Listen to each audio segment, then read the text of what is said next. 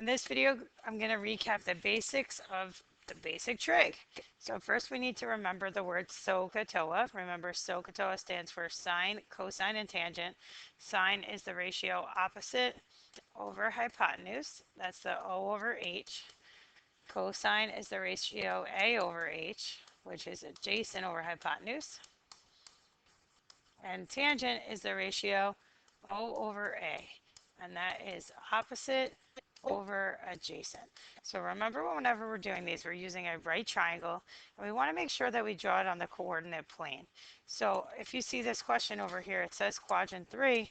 We want to go to the coordinate plane, and we want to know which quadrant is quadrant 3. So remember, the quadrants make a C from the top right and go counterclockwise. So we're in quadrant 3 here. And the hypotenuse is always going to be drawn from the origin, which is 0, 0, to a point in the respective quadrant. So we're in quadrant 3, so we're going to draw a point in quadrant 3, connect the dots to make the hypotenuse, and then what we want to do is go perpendicular to the x-axis. Perpendicular means forming a right angle with the x-axis. So you're going to go to the x-axis, make a right angle. The angle closest to the origin is called theta, and that's what we're talking about. So here it says the cosine is negative 3 over 4, and according to SOHCAHTOA, it's adjacent over hypotenuse is going to be negative 3 over 4. So I want you to label your triangle now and see if you could find your third side. Remember, whenever we're drawing a triangle, we always have to think about a bow tie. Visually, a bow tie looks like this. So whenever you're drawing the triangle, make sure it's a piece of the bow tie perpendicular to the x-axis. And the origin is going to be where that theta is going to be located. So see if you could locate your sides right now, label them, and then find me the third side using Pythagorean theorem. So I'm hoping you realize the adjacent side is negative 3, which is this one here, and the hypotenuse is 4. Now we can't assume that the third side is 5. It's not a 3, 4, 5 right triangle because the hypotenuse is not 5. So you need to now do Pythagorean theorem to find the missing side. So do that now. So when you're doing Pythagorean theorem, make sure that you're squaring the 3 inside the parentheses here, and then when you square it, it becomes a positive 9. That's really important. Then when we solve, we could either get positive or negative square root of 7. Now because this side is going down, this is going to be negative radical 7. So now we have our three sides, and they're asking me to find the sine. According to SOHCAHTOA, sine equals opposite over hypotenuse. So I'm going to do opposite over hypotenuse here. So do it now and see what you get.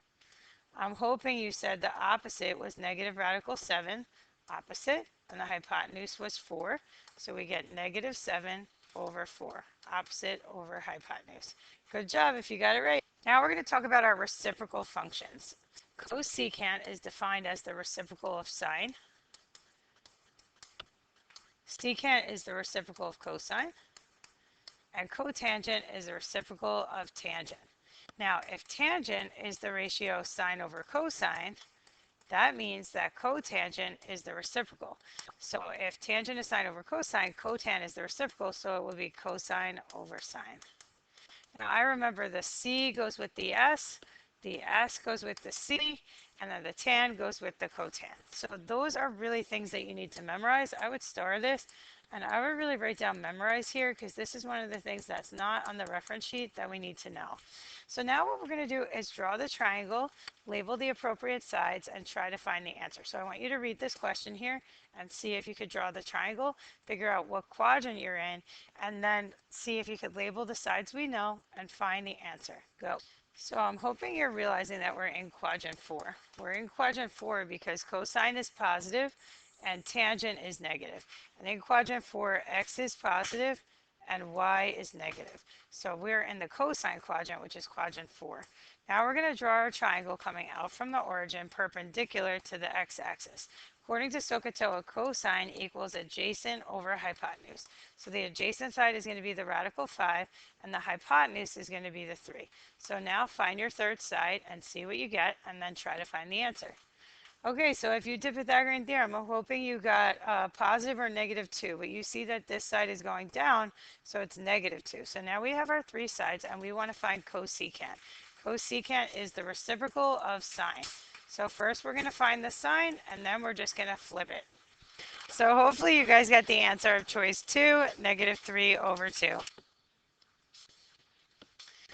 The next thing we're going to talk about is the unit circle. All you need to remember is my song, which says x is cosine, y is sine, y is sine, on the unit circle, all the time, all the time. So the unit circle, remember, has a center at the origin, which is 0, 0, and it has a radius of 1. So if we are looking at what the unit circle looks like, you would draw the axes and you would look at basically a radius of 1. So the quadrantal angles, which are the ones that divide up the quadrants, are 0, 90, 180, 270, and 360. Those angles lie on the axes. So if you wanted to find the cosine of 90 degrees, for example, because x is cosine, you would just look at the x coordinate corresponding to this point here at 90. So the x coordinate, if you're looking at the point here, is 0, 1. The x coordinate is 0. So that means the cosine of 90 degrees should equal 0. If they wanted us to find the sine of 90, y is sine. So you would just look at the y coordinate here, and that would be 1. So now look at this question here. It says we are on the unit circle, so I would circle it, and it says it passes through this point x comma y. What is the value of secant? So I want you to think about right now what we just talked about and pick an answer. So remember, secant is the reciprocal of cosine. So first we're going to find the cosine, and that's the x coordinate, and then we're just going to flip it.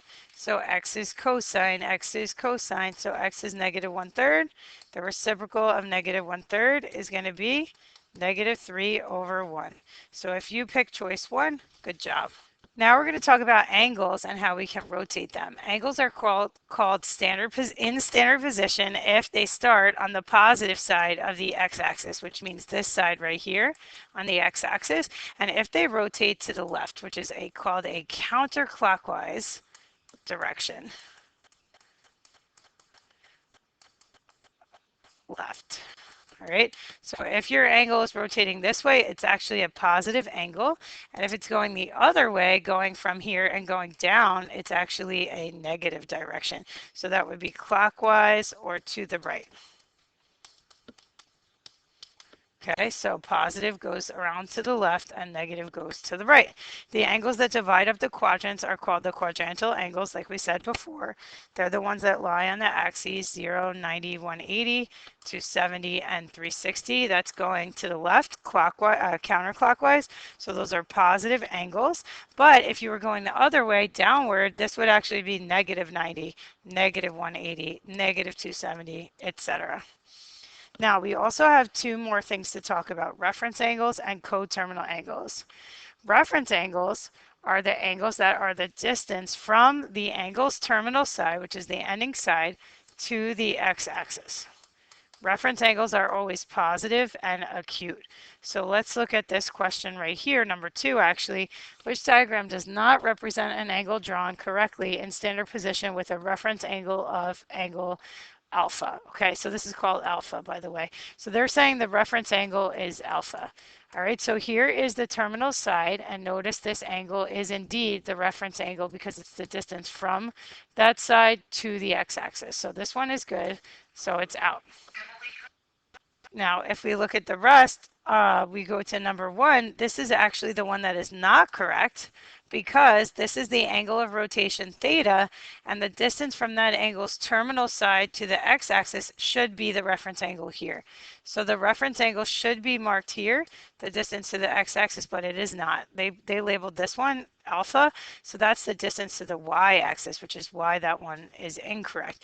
It has to go back to the x-axis for it to be a reference angle. Remember, it's actually got to be a piece of that bow tie here, so if it's part of the bow tie, it's a reference angle. I'm coloring them in here in black or yellow here.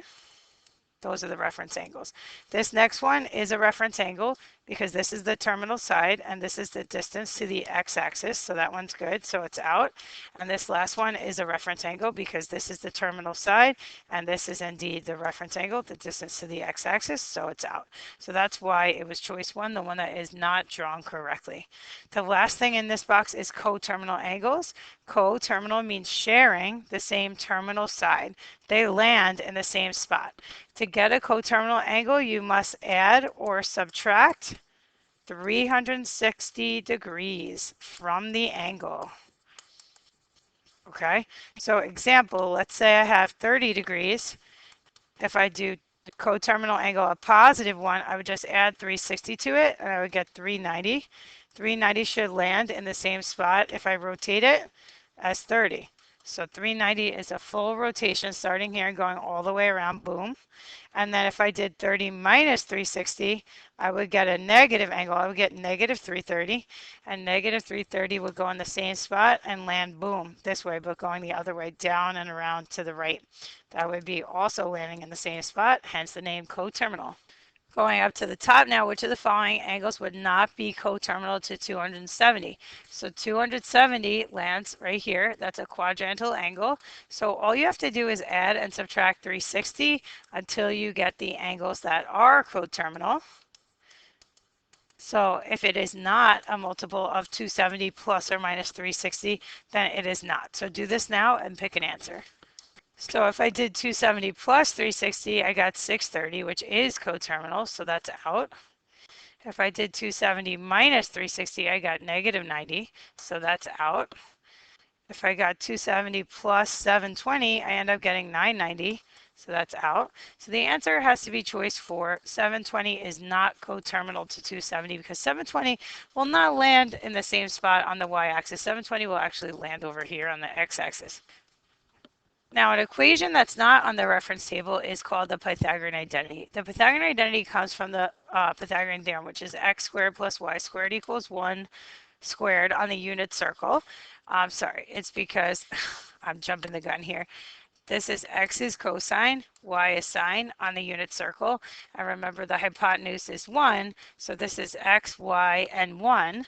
So this would be x squared plus y squared equals 1 if it were the unit circle. But remember on the unit circle, x is cosine, y is sine.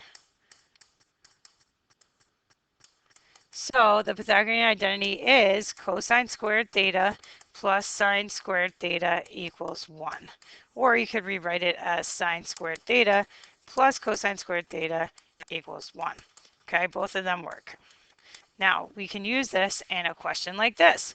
So this says cosine is given, and it says it is in quadrant 4, this angle. So I would just write down positive, negative, quadrant 4, cosine, sine. And it says cosine is 7 over 25. Find the value of tan. Okay, so first thing is we're going to plug into the formula because they want us to. So I know that cosine is 7 over 25. So in place of cosine squared, I'm going to write 7 over 25 squared. And now I'm just going to solve this out for sine. So I plugged in and I solved for sine, and I ended up getting sine equals positive or negative 24 over 25. But because I'm in quadrant 4, sine is negative in quadrant 4. So I'm going to take the negative 24 over 25. So the sine equals negative 24 over 25. They didn't ask me for sine though, they asked me for tangent. So you need to know that tangent is equal to sine over cosine. So the sine we got right here was negative 24 over 25. The cosine was given to us in the question, 7 over 25. So when we divide these out, the 25s will cancel, and I'm going to end up getting negative 24 over 7, which is the value of tangent.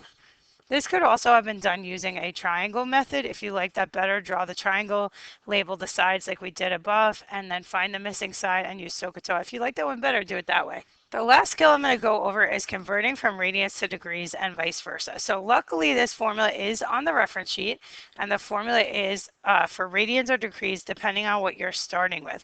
So what you need to know is always start with whatever you are given, okay? So if you're given degrees, you want to use the degrees formula, and if you're given radians, you want to use the radians formula. Let's look at some examples. It says how many degrees are in 2 radians, all right? So 2 radians means we're starting with radians. So I'm going to go to my radians formula here. I'm going to write it down. I'm going to write 1 radian equals 180 over pi degrees. Okay. So now if you remember how to do this, think about what we're going to do. We don't want 1 radian. We want 2 radians. So you're going to multiply both sides by 2. So we get 2 radians equals, now remember this 2 is really over 1. So it's actually going to be 2 times 180, which is 360, and pi times 1, which is pi. The 2 only goes to the 180 here. So I end up I'm getting 360 over pi degrees, which is choice 1. Now look at this one. I'm starting with degrees, okay? So start with the degree formula, which is this one down here. We're going to write it first. 1 degree equals pi over 180 radians, okay? Now I don't want 1 degree, I want 420 degrees. So I have to multiply both sides by 420. So I'll get 420 degrees equals, now remember this is really over 1. This becomes 420 pi over 180. Then what you're going to do, guys, is you're going to put in your calculator 420 over 180 in your home screen, and you're going to reduce it. So when you put in 420 over 180 without the pi, don't put the pi in, you reduce down to 7 over 3. So this becomes 7 pi over 3, and that is choice 4. Now a quick reminder that pi radians is half a circle and 180 degrees is half a circle. So pi radians equals 180 degrees. This is important because these formulas here actually are derived right from that one. Okay, now I want you to try the rest down below. Thank you.